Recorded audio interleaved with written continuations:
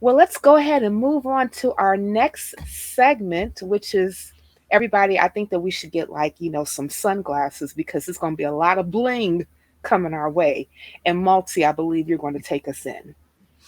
On a shit internet apologists say, I think so.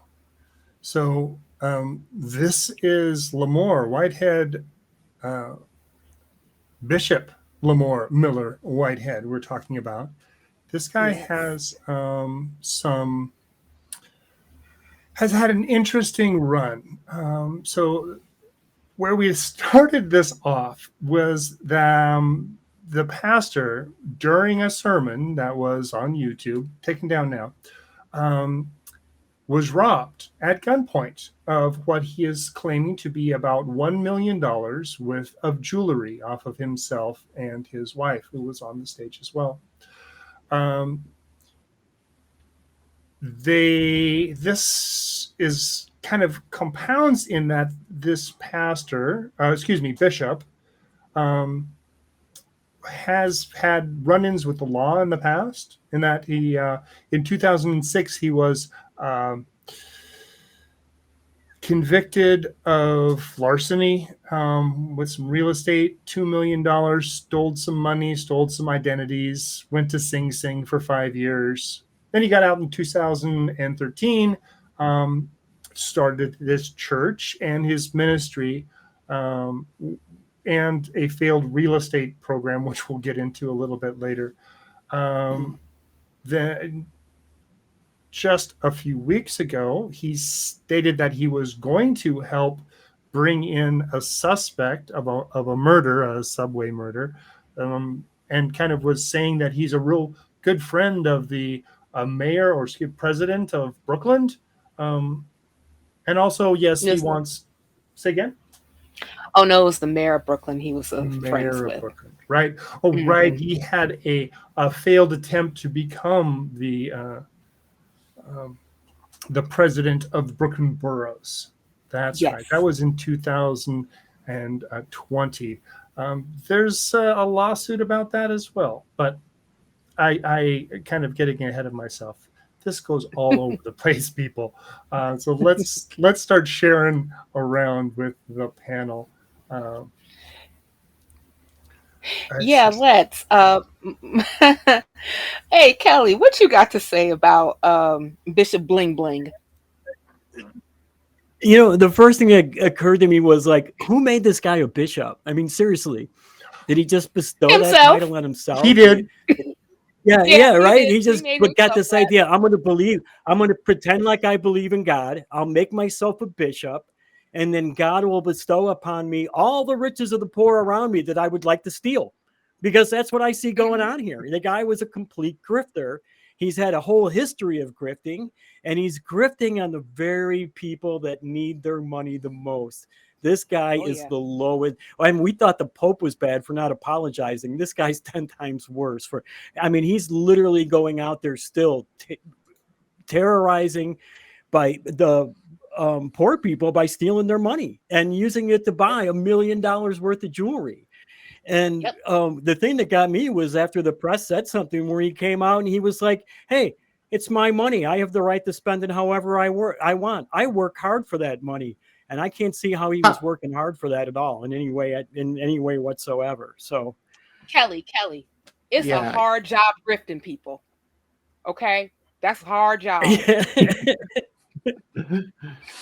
In Spanish, we have this saying that is ladrón que roba ladrón tiene 100 años de perdón, which translates as a thief who steals from a thief is pardoned for 100 years.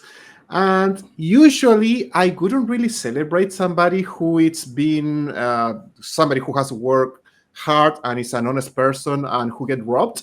But I don't see any hard-working, honest person being robbed in here. As you mentioned, this guy has been in jail before for stealing from people. He keeps doing that. He's now deceiving people. Okay, maybe you can say that they are voluntarily giving him his money so he can buy jewels. But, when there is a guy who is carrying $1 million in jewels inside his car, you know that he's not doing anything honest, really. And I guess for me, the only problem and the only sad thing is that a little child got traumatized because the robbers pointed a gun to his infant's daughter, and that is my only problem and the sad part about this. Go and watch the video. The guy just goes into the floor. He doesn't try to reason with the guys. He doesn't try to stop them from, or even saying, okay, I'm a holy person. Everybody calm down. No, he just goes into the floor, protecting himself, and he doesn't care about his family or anybody around. So, really, really sad in here. Yeah, he just dropped to Yeah, the ground and said, like all right, all right, all right. That's what he did. He said, all right, all right, all right, and then dropped to the ground while he was still on the pulpit, in the pulpit area, right? Rather. But Kelly, what were you going to say? yeah, he was totally convinced he was getting no help from God at that moment. That you could tell by the look on his face. And you have to wonder if he really thought that maybe this was God's wrath coming back at him for all of his sins, crimes that he committed, right? Because that's what that if I believed in God, I would say this was actually God's punishment to him. So it's probably not a nice thing to say, but I really hope this guy's mind was full of the fear of God's wrath while this was happening. Man, didn't you hear his wife? Scripture? He the robber got him and his wife and combined was $1 million worth of jewelry. Right. But I believe that there is a scripture, saying, as a man soweth, he reaps. Am I right? Something like that. I was going to go with give up all your earthly goods, give to the poor, and come follow me. And then come follow me. But yes. Oh, come on, follow that guy called Jesus. What do you think? He's a Christian? I hope he's more concerned with the lawsuit that has been filed against him by one of his parishioners, who states that that she had given him, or not given him, excuse me. Well, depends on who you ask. That $90,000, almost her entire life savings, Whitehead supposedly was going to be able to help her with his real estate business purchase a home, even though she has poor credit. Whitehead, as stated, we have some Twitter or emails here showing that conversation between the nephew of the plaintiff and Whitehead, saying, if there is no contract, then it's a donation. And he said he used that money for his bid for Brooklyn borough president, which he lost that bid. There's also some other things about, in the real estate arena. Supposedly he was going to buy with his business, half a block apartment building, which never went through. And then there's court papers showing that he owns property in Saddle River, New Jersey. A different New Jersey property, Paramus, New Jersey, $1.6 million that he purchased in 2019. The city reported that they went over and looked at the property, and there is a default notice on the door saying that he hasn't paid on his mortgage for at least since June 1st. So I don't know. I mean, if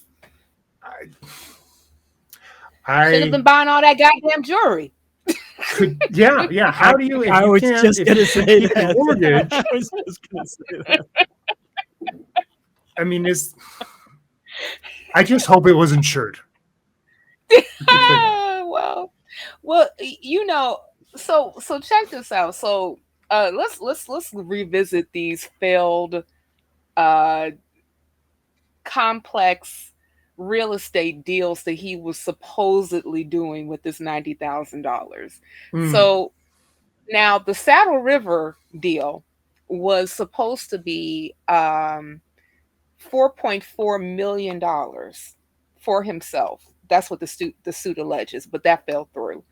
Um, Also, according to the lawsuit, he was supposed to pay her $100 per month back for the down payment that he was going to help her with for her home Living and expenses, yeah.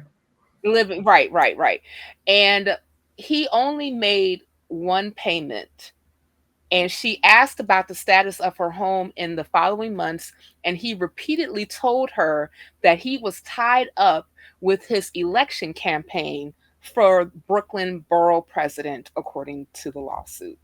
And you mentioned emails and the text messages that was actually submitted in evidence to the lawsuit that alleged that Whitehead told Anderson, and Anderson is actually the person that's in the process of suing him, Elaine Anderson, I believe her name is. And for the record, anything that was given to me is a donation, like you said, if it's not, unless it's attached to a contract. He said this quote, "I was making investments. That's what I do." Insert my RBF face right here. Just like, hold on, let me see if I can do it. I know you can't see it on podcast, but I'm about to do a RBF face. Panel, continue. Okay. So this gentleman is just incredible. You I know, That's a just nice want way to of putting quote it. another Spanish saying, Yes. which is después de la guerra todos son generales, meaning after the war everybody's a general, which is just this idea that after things happened, everyone talks about how they knew exactly what was happening or how they could have done the best of a situation if they had had the spotlight, so they could have saved the day. Because his wife, which I wanted to mention, Miller Whitehead, she said that she felt a demonic force. Like, these guys are so used to deceiving people and blaming the demon about everything that, oh no, yeah, there was totally a demon force and it was the demon stealing our money. So I guess they are not going to, pursue Wait, the robbers if it wait, was the devil. It was wait, Satan the one stealing, right? wait. Just wait a damn minute. If you are so full of the Holy Spirit and you feel a demonic force entering into your building, where is your fucking power to expel said demon so you didn't get robbed? Bishop and Amazing how co-pastor. logic works, right?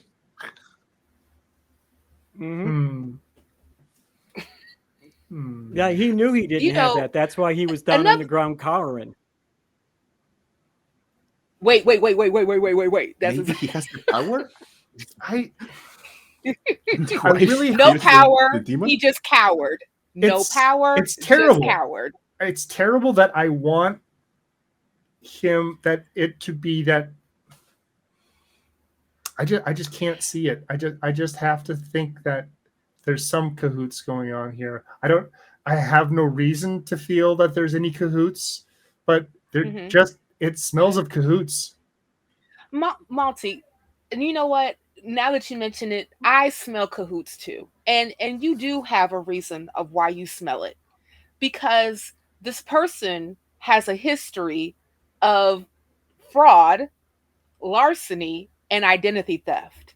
That's true. I mean, and is also in a lawsuit for fraud.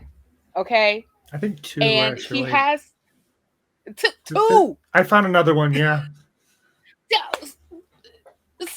I mean, like, listen, I can't say this in Spanish, but, Teo, maybe you can help me out.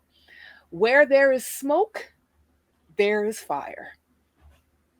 You want to translate that real quick, Teo? Oh, yeah, we have something similar with rivers. Si el río suena es porque piedras trae. When the river makes a sound, it's because it has stones. Same idea. See, these ideas are shared. So I don't know. I mean, like, okay. Now, one of the things that he was also blaming the press for doing when he did that whole, I'm going to, negotiate the subway murderer to come out and give himself up thing. I personally feel that was a stunt because I believe that was happening while he was running. But he was saying that the press was calling him the bling bling pastor, and and because like all this stuff was written about him and him being flashy and whatnot, that was what made him a target, and he feels now that pastors should also be licensed with pistols. But the thing about it is the press didn't have to big up him, as my maternal half would say from Jamaica. You didn't have to big up him, right? No, okay. He did it himself. If you go to his Instagram, which I decided to do because why not? I was going through some of his posts, and at first, like the article actually mentioned one of the articles mentioned about him being in flashy cars and things of that nature on his Instagram. And at first, I didn't. I was like, wait, hold on. And then, if you scroll down a little bit more, you can actually see him walking out, coming out of one of his luxury cars, when he starts to do an advertisement on his real estate class that you can take so that you can learn how to purchase property low, flip them, and turn them into profit. He had and he had more than one Instagram post like this. One of them, he was coming out of some type of white vehicle luxury car that was something that I can't pronounce. And then another time he was coming out of his Rolls Royce SUV with the backward door. $350,000 Rolls Royce. Yeah, Yeah, that yeah, one. yeah, yeah, We yeah, haven't yeah. even My talked house. about the clothes yet, have we? Oh no, we haven't. Like what did we all say that he has an affinity for Fendi. Fendi, right? Yeah, Kelly? he likes Fendi. I He went to really their does. website. They had a $4,000 handbag Mm-hmm. for men Yeah, that sounds about right. and for Yeah, women, yeah, yeah, yeah, and yeah, yeah, yeah, yeah, lots of them. yeah, four yeah, thousand yeah, yeah. dollars. Wow.